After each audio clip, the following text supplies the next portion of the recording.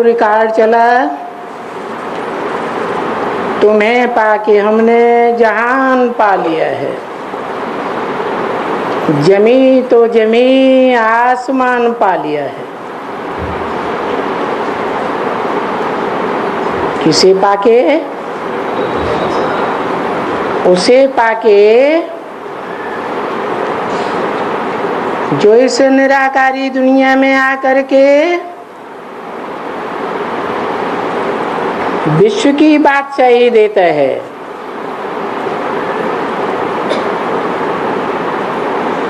सारे जहान की ताकत दे देता है। नर को नारायण बना देता है।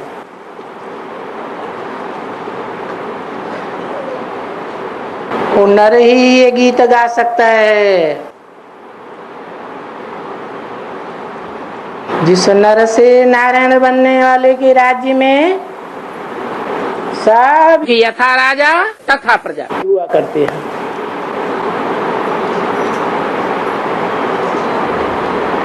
और गीत गाते हैं, दिल का गीत गाते हैं। तुम्हें पाके हमने जहां पा लिया है। जमी तो जमी आसमान पा लिया है। आज की दुनिया के तो देश देश में जमीन के बंटवारे हुए पड़े हैं। अरे देश देश के छोड़ो, घर घर में जमीन के बंटवारे हुए पड़े। और वो बेहद का आत्माओं का बाप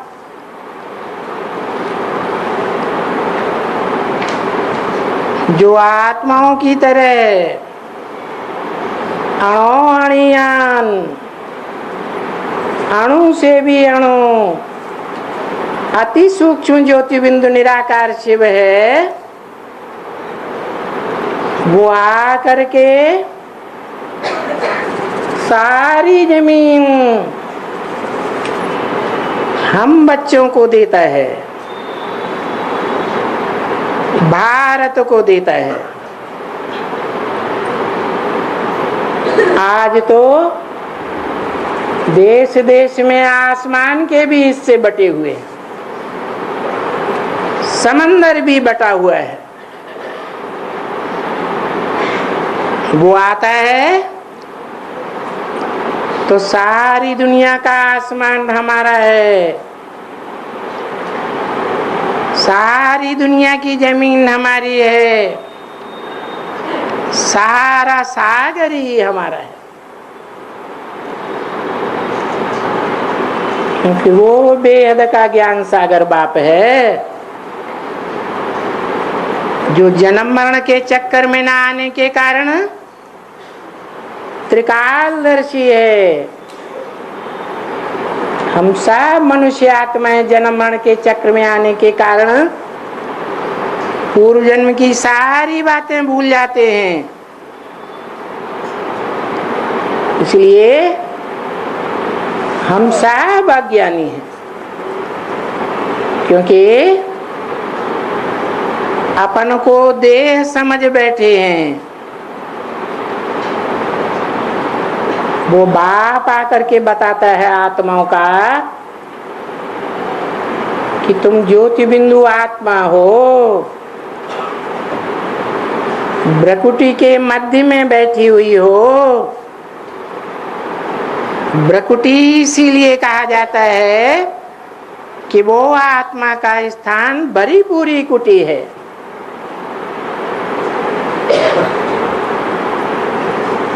ऐसे नहीं है कि राजा कोई नीचे स्थान में बैठेगा। आत्मा का ये शरीर राज्य है, और राजा राज्य के ऊंचे स्थान में, मूर्धन्य स्थान में, भ्रकुटी के बीच में विराजमान है। इसका प्रूफ है, भ्रकुटी के बीच में गोली मारी जाए तो तुरंत खत्म हो जाएगा। देह छूट जाएगी और शरीर के किसी दूसरे अंग में गोली मारी जाए तो जैसे इंदिरा गांधी को छाती में 27 गोलियां दागी गई, फिर भी एक इस हॉस्पिटल से दूसरे हॉस्पिटल में ले जाते रहे, जीवित रहने की संभावना थी। अगर मारने वाले बलवंत सिंह को पता होता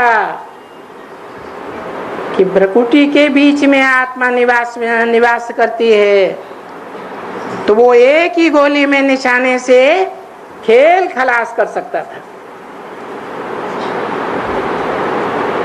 तो देखो, ये दुनिया एक रंगमंच है। इस रंगमंच पर हम 84 के चक्र में आकर के भांति भांति के शरीर लो करके पार्ट बजाते हैं। पार्ट बजाने वाली हम आत्मा है, न कि शरीर। हम आत्माओं को वो बेहद का बाप आकर के ज्ञान देते हैं कि तुम आत्माएं पार्टदारी हो। ज्यादा से ज्यादा 84 के चक्र में आने वाली हो और कम से कम इस सृष्टि में एक जन्म जरूर लेती हो। मैं जो नई सृष्टि रचता हूं, अर्थात शिव बाप आकर के इस सृष्टि में जो नई सृष्टि रचते हैं, वो बाप गॉड इज ट्रुथ कहा जाता है। और ट्रुथ इज गॉड कहा जाता है। सच्चाई एक होती है, सच्चाई अनेक नहीं हो सकती। और इस कलयुगी दुनिया में नंबरवार सब सच्चे हैं और नंबरवार सब झूठे हैं, परंतु 100% सच्चा कोई भी नहीं। वो बाप आकर के बताते हैं कि बच्चे, तुम पार्टधारी आत्मा हो इस रंगमंच पर, और तुम आत्मा अनेक जन्मों में अनेक चोले लेकर के क्या क्या पार्ट बजाते हो, वो मैं इस सृष्टि पर आकर के तुमको बताता हूं। ये ज्ञान एक परमपिता परमात्मा शिव के अलावा और दुनिया में कोई भी नहीं दे सकता।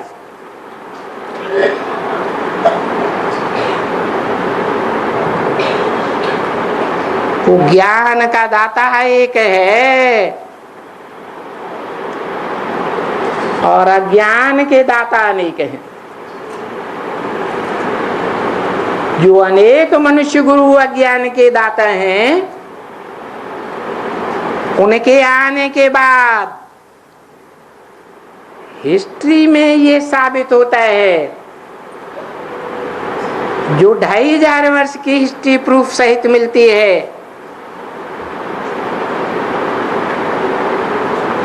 वो सब नीचे गिरते हैं, विकारों में गोते खाते रहते हैं, खुद भी नीचे गिरते हैं और उनके फॉलोअर्स भी नीचे गिरते हैं। और नीचे गिरने का कारण क्या है? कारण एक ही है, जो वेदों में भी बखान किया गया है, ऋते ज्ञानान्य मुक्ति। ज्ञान के बगैर मुक्ति नहीं होती है, दुखों से मुक्ति नहीं होती है, विकारों से मुक्ति नहीं होती है, इस बंधन की दुनिया से मुक्ति नहीं होती है। देह से मुक्ति नहीं होती है, ज्ञान से मुक्ति और अज्ञान से जन्म जन्मांतर का क्या होता है? बंधन होता है। सब देह के बंधन में बंधे हुए हैं। अगर कोई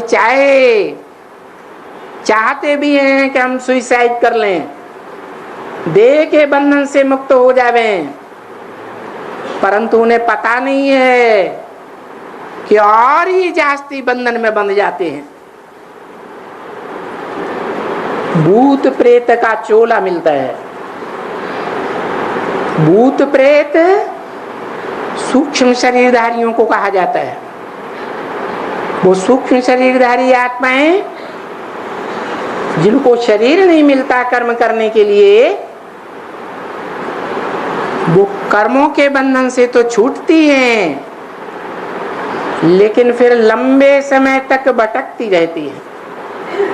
इसी दुनिया में भटक भटक करके जब उनके पापों का बोझ खत्म हो जाता है या पापों का बोझा ढीला हो जाता है, तब उनको जाके जन्म मिलता है। इसलिए गीता में कहा है, मेरी उपासना करने वाले मेरे से प्राप्ति करते हैं, मुक्ति और जीवन मुक्ति की प्राप्ति करते हैं। देवताओं की उपासना करने वाले देवताओं से प्राप्ति करते हैं। फरिश्तों की उपासना करने वाले फरिश्तों से प्राप्ति करते हैं, और भूत प्रेतों की पुजारी भूतों से प्राप्ति करते हैं और जन्म जन्मांतर भूत प्रेत योनि में जाते हैं। तो अब भला बताओ, सबसे ऊंचे से ऊंचे प्राप्ति कौन कराने वाला है? मनुष्य आत्माएं प्राप्ति कराती हैं। जो मनुष्य आत्माएं, चाहे वो इब्राहिम हो, बुद्ध हो, क्राइस्ट हो, गुरु नानक हो, कोई भी हो, खुद भी देह के बंधन में आते रहे, खुद भी नीचे गिरे और सारी दुनिया की मेंटेलिटी नीचे गिरती गई। दुनिया में लड़ाई झगड़ा दंगा फसाद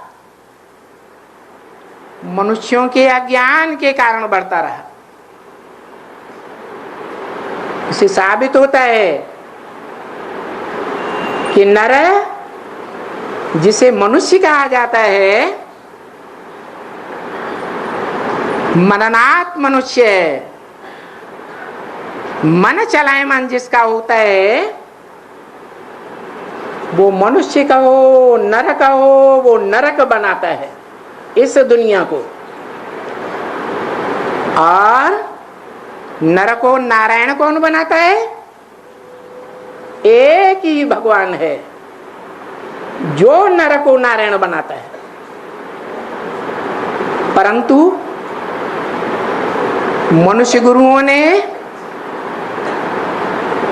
श्रीमद् भगवत गीता, जो दुनिया का सर्वश्रेष्ठ ग्रंथ है, वो एकमात्र ग्रंथ है जो भगवत गीता गाई हुई है, भगवान की गाई हुई गीता। वो भगवत गीता में, जो भगवत गीता व्यास प्रसादात,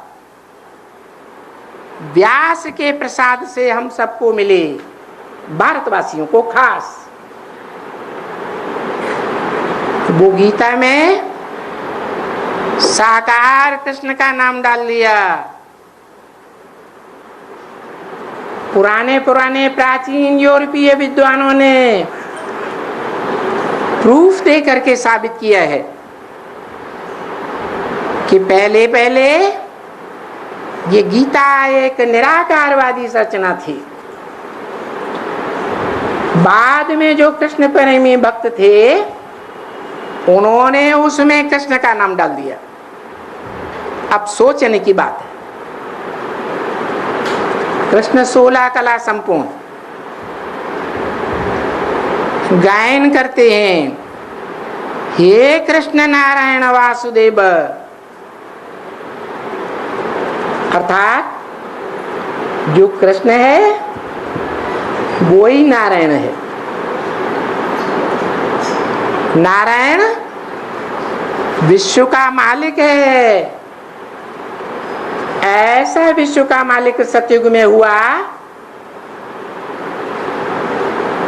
जिसके होने की बात शास्त्रों में भी लिखी है कि सतयुग में नारायण का राज्य था और वो सतयुग की स्थापना सत्य बाप ही आकर के करती है, जिनके लिए गायन है सत्यम शिवम सुंदरम। वो सुंदर दुनिया की रचना करते हैं। शिवम माना कल्याणकारी दुनिया की रचना रचते हैं। वो देवताएं कल्याणकारी कहे जाते हैं। उनके द्वारा किसी का कल्याण नहीं होता।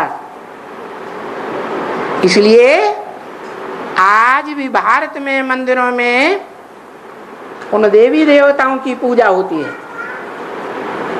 पूजा का आधार है पवित्रता। पवित्रता कहो, सच्चाई कहो, देवत्व कहो। वो देने वाली आत्माओं को देवता कहा जाता है। वो किसी से लेने की इच्छा नहीं करती सिवाय भगवान के। भगवान ही मनुष्यों को देवता बनाता है।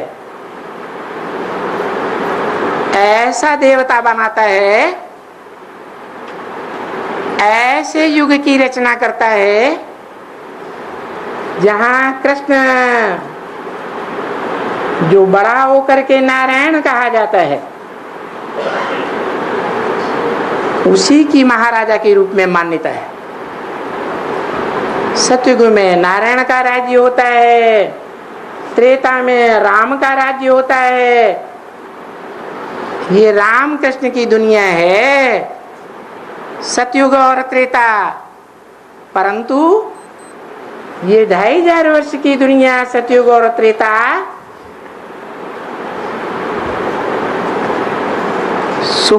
सुख की दुनिया है। वहां दुख का नाम निशान नहीं होता। ऐसे तो रामायण में भी गाया हुआ है राम राज्य, परंतु विकारी बुद्धि मनुष्यों ने राम राज्य में भी रावण दिखाई दिया। नारायण के राज्य सतयुग में भी हिरण्यकश्यप जैसे राक्षस दिखाई दिए। वास्तव में भगवान जब इस सृष्टि पर आते हैं तो आकर के झूठ खंड का विनाश करते हैं। झूठ खंड है ही कलयुग, जिसे कलह क्लेश का युग कहा जाता है। कलह क्लेश के युग में सब दुखी होते हैं। कोई तन से दुखी, कोई धन से दुखी, कोई मन से दुखी, कोई संबंधियों से दुखी। ऐसी इस सृष्टि की एक भी मनुष्य आत्मा नहीं जो दुखी जीवन न अनुभव करती हो, क्योंकि ये 2500 वर्ष की जो दुनिया है इसमें मनुष्य गुरुओं का साम्राज्य होता है। इब्राहिम 2500 वर्ष पहले आकर के इस्लाम धर्म की स्थापना करते हैं। बुद्ध ने आकर के 250 वर्ष के बाद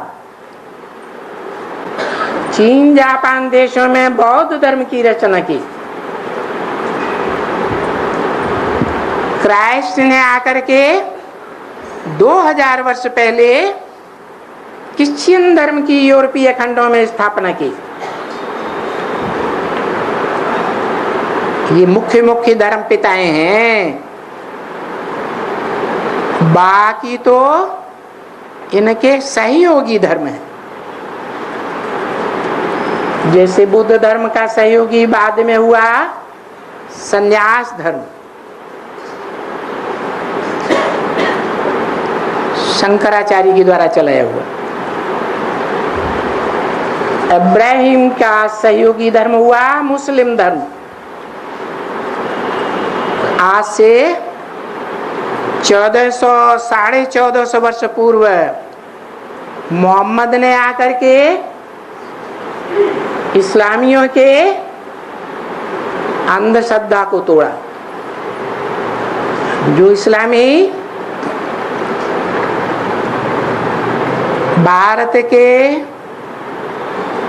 भारतवासी मनुष्यों की तरह मूर्तियों के उपासक थे, उन मूर्तियों का मोहम्मद ने आकर के खंडन कर दिया। कहने का तात्पर्य है 4 ही मुख्य धर्म हैं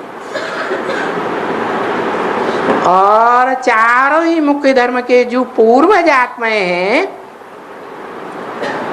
वो हमारे भारतवर्ष से उभरती हैं।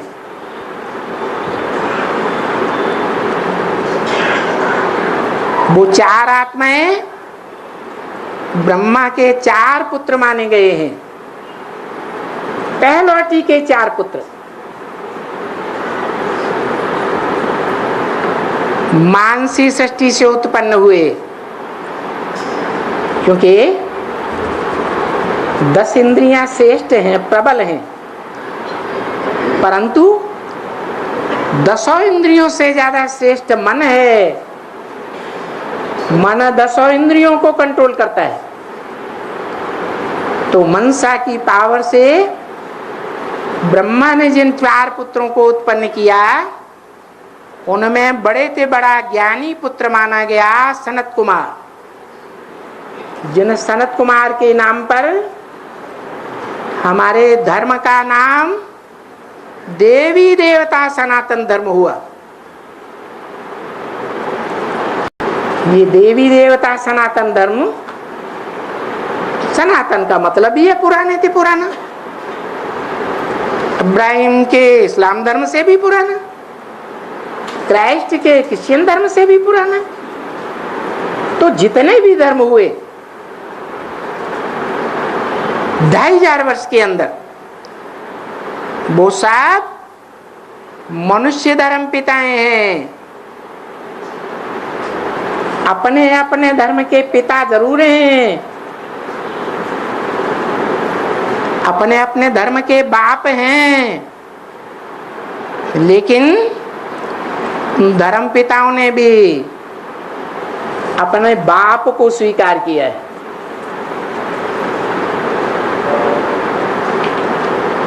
मुसलमान या इस्लामी अल्लाह को मानते हैं,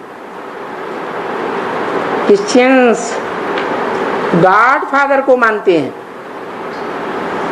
लेकिन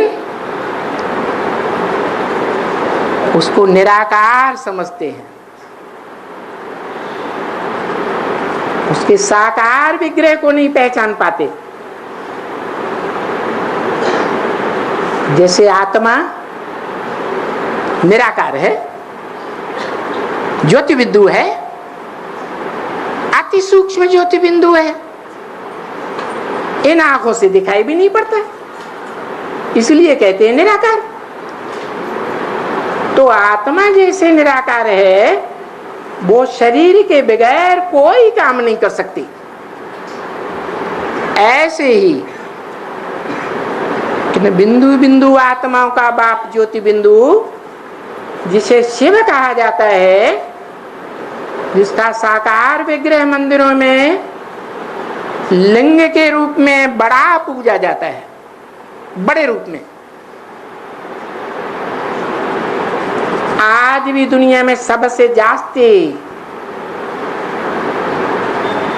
शिव के मंदिर बने हुए हैं और देवताओं के मुकाबले, और किसी देवता के इतने मंदिर नहीं। पुरानी से पुरानी खुदाइयों में भी जितनी भी दुनिया की पुरानी खुदाइयां हुई हैं उनमें वो निराकार की यादगार लिंग मूर्तियां ही मिली है।